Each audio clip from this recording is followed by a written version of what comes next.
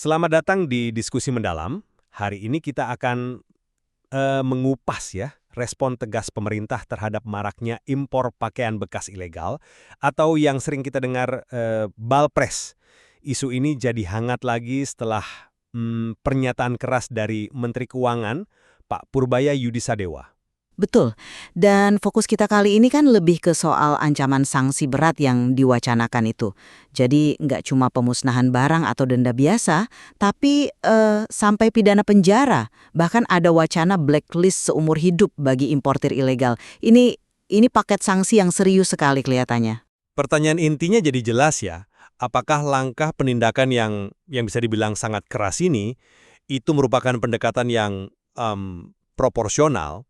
Dan apakah ini cara paling efektif untuk tujuan pemerintah, yaitu melindungi industri tekstil kita dan juga UMKM lokal? Nah, kalau dari sisi saya akan berargumen bahwa ketegasan seperti ini, ya, memang diperlukan. Ini langkah proteksi untuk ekonomi domestik kita dan juga pelaku usaha yang sah.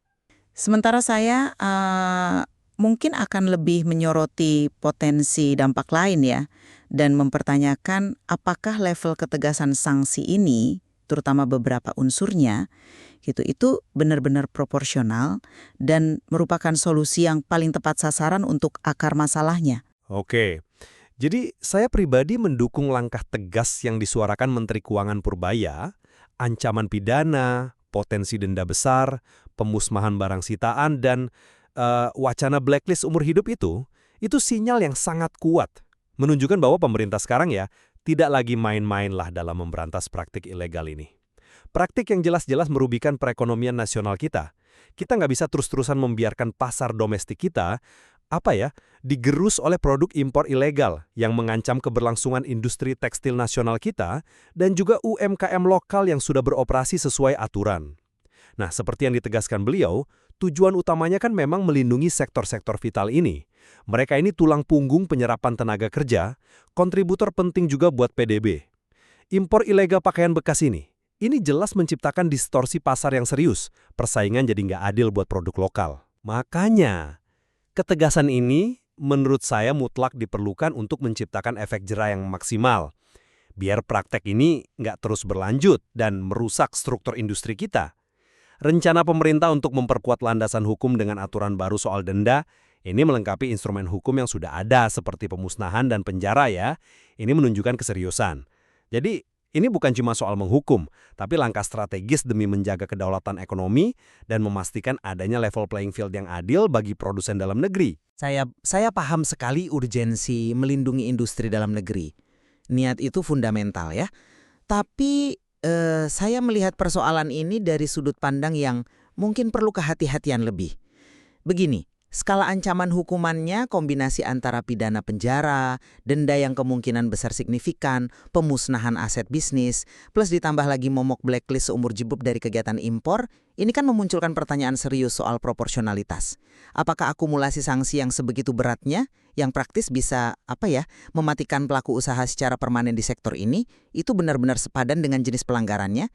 Kalau kita bandingkan misalnya dengan sanksi untuk kejahatan ekonomi lain, Menteri Purbaya sendiri kan dalam pernyataannya secara eksplisit mengakui adanya UMKM yang ikut terlibat dalam rantai distribusi dan penjualan pakaian bekas impor ini. Artinya apa? Artinya mereka juga ada dalam radius dampak dari kebijakan penindakan super keras ini. Nah, pertanyaan kritisnya, apakah rancangan penindakan ini sudah diiringi kajian komprehensif soal dampaknya ke pelaku kecil ini? Dan apakah sudah ada skema mitigasi yang jelas buat mereka? Pemerintah memang menekankan fokusnya melindungi UMKM legal. Itu jelas. Tapi kita perlu tanya lebih jauh. Apa pendekatan punitif yang ekstrem ini satu-satunya jalan? Atau cara terbaik? Jangan-jangan malah bisa memicu efek samping yang nggak diinginkan. Misalnya, mendorong praktik ilegal ini semakin masuk ranah bawah tanah, jadi lebih terorganisir secara sembunyi-sembunyi, dan akhirnya ya lebih sulit lagi diawasi dan diberantas. Kita perlu menguliti lebih dalam nih, apakah paket hukuman berlapis ini benar-benar menyentuh akar masalahnya, ataukah lebih berfungsi sebagai shock terapi saja yang mungkin sifatnya temporer, atau bahkan sekedar langkah populis untuk nunjukin ketegasan, tapi tanpa solusi jangka panjang yang berkelanjutan. Saya menangkap ya kekhawatiran soal proporsionalitas dan dampak ikutan itu. Tapi mari kita coba tempatkan dalam konteks yang lebih luas. Justru kombinasi sanksi berat yang diutarakan Menteri Purbaya, pidana, denda, pemusnahan, dan blacklist permanen, itu mencerminkan tingkat keseriusan yang mungkin selama ini dianggap kurang oleh sebagian pihak. Ini bukan lagi dilihat sebagai sekedar pelanggaran administratif biasa, tapi sebagai aktivitas ilegal yang betul-betul mengancam keberlangsungan industri strategis nasional. Industri tekstil dan produk tekstil kita, TPT ya, termasuk UMKM yang berproduksi secara legal, itu kan sedang dalam tekanan hebat. Serbuan impor ilegal ini secara nyata merusak struktur harga pasar, menggerus permintaan produk lokal, dan ujung-ujungnya ya berisiko pada hilangnya lapangan pekerjaan bagi ribuan bahkan mungkin jutaan orang. Jadi efek jera yang maksimal itu jadi krusial karena praktek ini disinyalir sudah berlangsung lama, sistematis, dan melibatkan jaringan yang terorganisir.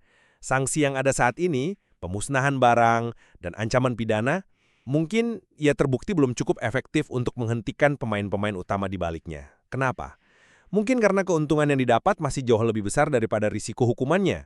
Nah, penambahan sanksi denda lewat aturan baru yang sedang disiapkan, ditambah blacklist seumur hidup, itu tujuannya untuk menutup semua celah insentif bagi pelaku, supaya mereka nggak mengulangi perbuatannya, atau bahkan masuk lagi ke bisnis impor jenis apapun secara legal. Ini pesan tegas, negara memprioritaskan perlindungan ekonomi nasionalnya. Jadi dalam kerangka melindungi kepentingan nasional yang lebih besar dan memberikan sinyal kuat atas pelanggaran serius, kombinasi sanksi ini saya pandang sebagai langkah yang perlu dan sepadan dengan ancamannya. Saya sepakat, perlindungan industri nasional itu prioritas. Tapi izinkan saya kembali menyoroti secara spesifik sanksi blacklist seumur hidup itu. Saya mungkin datang dari cara pandang yang berbeda di sini ya. Apakah sanksi yang sifatnya absolut dan permanen seperti ini tidak berlebihan, khususnya dalam konteks aktivitas ekonomi? Ini kan bukan cuma soal melarang impor pakaian bekas ilegal lagi, tapi melarang individu atau badan usaha tersebut dari semua kegiatan impor di masa depan. Selamanya. Ini secara efektif merupakan hukuman mati ekonomi bagi pelaku di kancah perdagangan internasional.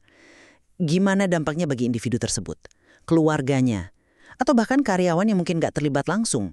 Apalagi kalau pelakunya itu skala kecil atau menengah yang mungkin cuma bagian dari jaringan besar. Kita perlu sangat hati-hati mempertimbangkan apakah hukuman seberat itu benar-benar proporsional jika dibandingkan katakanlah dengan sanksi untuk korupsi atau kejahatan perbankan yang kerugian negaranya bisa jauh lebih masif.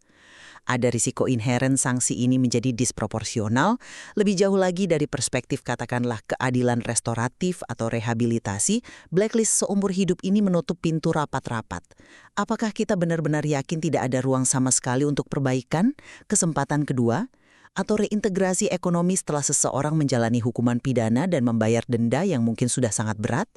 Sanksi ekstrim seringkali tampak gagah di permukaan, tapi belum tentu solusi paling bijaksana atau adil dalam jangka panjang. Tidakkah ada alternatif lain, misalnya blacklist berjangka waktu sangat panjang, 10, 15, 20 tahun, yang tetap memberikan efek jera luar biasa tapi tidak menutup kemungkinan penebusan secara total? Itu sebuah perspektif yang menarik ya, mengenai aspek rehabilitasi. Namun, saya ingin membingkainya kembali dari sisi prioritas perlindungan. Fokus utama kebijakan ini, seperti yang selalu ditekankan Menteri Purbaya, adalah melindungi UMKM legal dan industri tekstil formal. Merekalah entitas yang berkontribusi nyata pada ekonomi, lewat pajak, penciptaan lapangan kerja formal, kepatuhan terhadap regulasi. Memang benar, beliau mengakui ada UMKM lain yang mungkin terlibat dalam rantai penjualan barang ilegal ini. Pengakuan itu, menurut saya, menunjukkan transparansi. Tapi, dalam situasi di mana sumber daya penegakan hukum kita terbatas dan dampak negatif terhadap industri legal begitu besar, prioritas pemerintah harus tegas melindungi mereka yang beroperasi sesuai aturan main. Kalau kita terlalu berfokus pada nasib pelaku ilegal, sekalipun mereka UMKM, kita berisiko mengabaikan kerugian sistemik yang jauh lebih masif yang dialami oleh jutaan pekerja dan pengusaha di sektor TPT formal dan UMKM legal lainnya. Tindakan tegas ini, meskipun keras, pada hakikatnya adalah bentuk perlindungan bagi UMKM yang taat aturan, agar mereka punya kesempatan bersaing secara adil di pasar mereka sendiri. Membiarkan praktik ilegal ini terus berjalan hanya dengan sanksi yang biasa-biasa saja, ya, sama artinya dengan membiarkan industri dan UMKM legal kita tergerus perlahan. Jadi ketegasan ini adalah pilihan sulit yang diambil demi menjaga kesehatan ekosistem ekonomi secara keseluruhan. Ini tentang menyelamatkan basis industri nasional kita. Saya memahami logika perlindungan terhadap yang legal sebagai prioritas utama. Akan tetapi, Saya tidak bisa mengabaikan begitu saja pengakuan eksplisit dari Menteri Purbaya sendiri mengenai adanya UMKM yang terlibat dan berpotensi terdampak. Pengakuan ini krusial karena menunjukkan pemerintah sadar akan adanya korban lain dari kebijakan ini. Nah, pertanyaan lanjutan saya yang rasanya belum terjawab, bersamaan dengan rencana penindakan super keras ini, apakah sudah disiapkan atau setidaknya dirancang solusi konkret atau langkah mitigasi yang jelas bagi UMKM-UMKM tersebut? Mereka kan mungkin akan kehilangan sumber penghidupan utama secara mendadak. Apakah ada misalnya program pendampingan intensif untuk membantu mereka beralih ke penjualan produk lokal atau produk legal lainnya? Apakah ada skema akses permodalan khusus untuk memulai usaha baru yang sah? Atau program pelatihan keterampilan alternatif? Tanpa adanya jaring pengamanan sosial atau skema transisi yang terstruktur, penindakan keras ini berisiko menciptakan masalah sosial baru, peningkatan pengangguran atau kemiskinan di kalangan pedagang kecil. Pendekatan yang semata-mata fokus pada hukuman tanpa mempertimbangkan dimensi sosial ekonomi dari mereka yang terlibat, meskipun dalam aktivitas ilegal, bisa jadi kurang komprehensif dan berkelanjutan. Mungkinkah ada pendekatan yang lebih berimbang? Misalnya, penegakan hukum super tegas untuk importir besar dan distributor utama, tapi dikombinasikan dengan program pembinaan dan transisi yang serius bagi para pedagang eceran atau UMKM yang selama ini bergantung pada balpres.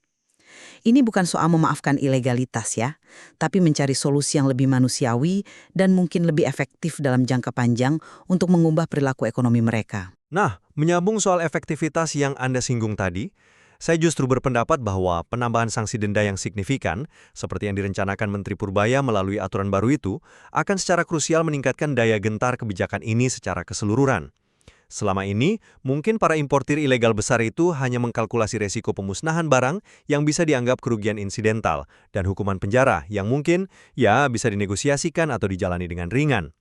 Dengan adanya ancaman denda finansial yang sangat berat, yang mungkin setara atau bahkan melebihi nilai keuntungan ilegal mereka, kalkulasi risiko-benefitnya akan berubah drastis. Ini menambah dimensi sanksi finansial yang bisa melumpuhkan kemampuan mereka untuk kembali beroperasi. Jadi, kombinasi antara pemusnahan barang, menghilangkan aset fisik, pidana penjara, menghilangkan kebebasan personal, denda berat, menghilangkan insentif finansial, dan blacklist seumur hidup, menghilangkan akses legal ke pasar impor di masa depan, secara teoritis menutup hampir semua celah yang mungkin dimanfaatkan oleh pelaku untuk mengulangi perbuatannya atau sekedar menganggapnya sebagai ongkos bisnis. Ini adalah pendekatan multi-instrumen dari sisi penalti untuk memastikan pesan pemerintah benar-benar sampai dan dipatuhi. Efektivitasnya diharapkan datang dari kekuatan sinergis gabungan sanksi tersebut, bukan hanya dari satu jenis hukuman saja. Itu argumen yang logis secara teori, saya akui, tapi saya masih menyimpan keraguan mengenai efektivitas praktisnya jika hanya bertumpu pada penalti di hilir. Saya khawatir fokus yang terlalu berat pada sanksi terhadap importir yang tertangkap mungkin belum cukup jika tidak diimbangi dengan upaya serius di dua area lain, pengawasan di hulu dan pengelolaan sisi permintaan. Pertama, bagaimana dengan penguatan nyata di pintu-pintu masuk utama, seperti pelabuhan-pelabuhan tikus atau jalur perbatasan darat yang sering disebut-sebut sebagai jalur masuk barang ilegal? Apakah pengetatan sanksi ini berjalan paralel dengan peningkatan signifikan kapasitas, teknologi, dan yang terpenting, integritas aparat pengawasan di sana? Tanpa benteng pertahanan yang kokoh di hulu, sanksi seberat apapun di hilir mungkin hanya akan menjerat sebagian kecil pelaku. Ibaratnya menangkap ikan teri, sementara pausnya terus berenang bebas.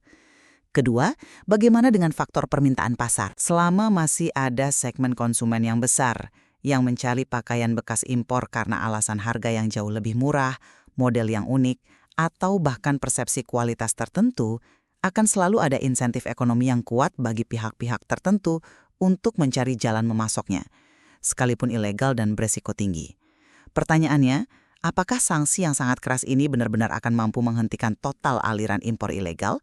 Atau, seperti yang saya khawatirkan sebelumnya, ia hanya akan mengubah modus operandinya menjadi lebih canggih, lebih tersembunyi, mungkin melibatkan jaringan kriminal yang lebih organisir dan kuat, sehingga justru semakin sulit dilacak oleh aparat. Efektivitas sebuah kebijakan kan tidak hanya diukur dari beratnya palu godam hukuman, tapi juga dari kemampuannya mengatasi akar masalah secara komprehensif, termasuk memperkuat pengawasan di hulu dan mengelola permintaan di hilir. misalnya melalui edukasi konsumen atau peningkatan daya saing produk lokal. Saya melihatnya sebagai intervensi yang mutlak diperlukan, persis seperti kerangka berpikir yang disampaikan Menteri Purbaya untuk melindungi industri tekstil dalam negeri kita yang kondisinya, ya kita akui saja, memang sedang tidak baik-baik saja. Data dan laporan industri secara konsisten menunjukkan bahwa serbuan impor ilegal pakaian bekas ini memberikan tekanan ganda, menekan harga jual produk lokal sejenis, dan merebut pangsa pasar yang signifikan. Ini bukan isu pinggiran loh. Ini menyangkut kesehatan salah satu industri padat karya terpenting kita yang menyerap jutaan tenaga kerja. Ketika produk ilegal yang tidak membayar pajak, tidak memenuhi standar, dan dijual dengan harga sangat murah membanjiri pasar, produsen lokal yang harus menanggung beban biaya produksi formal, upah layak, pajak, standar lingkungan, dan lain-lain menjadi kalah bersaing secara tidak adil. Jadi tindakan tegas pemerintah ini harus dilihat sebagai upaya memberikan, ruang bernafas yang sangat dibutuhkan oleh industri TPT kita, agar bisa memulihkan diri, berinovasi, dan tumbuh kembali secara berkelanjutan. Ini adalah bagian tak terpisahkan dari strategi industrialisasi yang lebih besar dan penguatan fondasi ekonomi domestik. Menertibkan pasar dari distorsi impor ilegal adalah prasyarat menurut saya. Saya sama sekali tidak menafikan pentingnya melindungi industri TPT lokal, itu tujuan yang sangat sah dan harus kita dukung bersama. Namun, saya ingin mengajak kita untuk tidak menyederhanakan masalah dan melihat gambaran yang lebih utuh. Apakah kita benar-benar yakin bahwa satu-satunya atau bahkan penyebab utama dari kesulitan yang dihadapi industri TPT kita saat ini adalah impor pakaian bekas ilegal? Atau apakah Balpres ini, meskipun jelas berdampak negatif, hanyalah salah satu dari sekian banyak faktor kompleks yang berkontribusi terhadap tantangan industri? Bagaimana dengan faktor-faktor struktural lain yang mungkin juga sangat signifikan? Misalnya terkait daya saing produk kita secara kualitas dan desain, baik di pasar global maupun domestik. Bagaimana dengan kemampuan inovasi industri kita dalam mengadopsi teknologi baru atau tren fashion? Bagaimana dengan efisiensi biaya produksi, termasuk harga energi dan logistik? Bagaimana dengan akses terhadap bahan baku berkualitas dengan harga kompetitif?